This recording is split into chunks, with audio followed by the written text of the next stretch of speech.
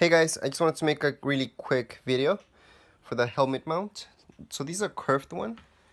Okay, so that's how curved it is.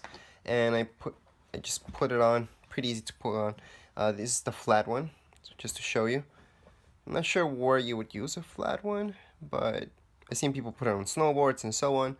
So, one of the questions is, does this come off? Well, I've seen some videos that it does. In my own experience, it did come off, one of the Adhesive ones, from a snowboarding helmet.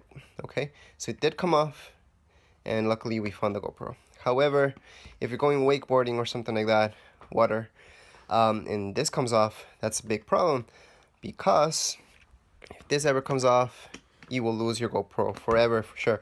Snowboarding, you have a way better chance of finding your GoPro. However, depends, right? Where it falls and everything, you might not even see where it fell.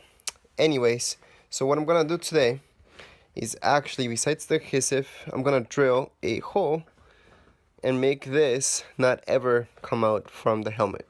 So I'm gonna teach you guys how to do that, and hopefully the video won't be this shaky like right now. So we'll see what happens next.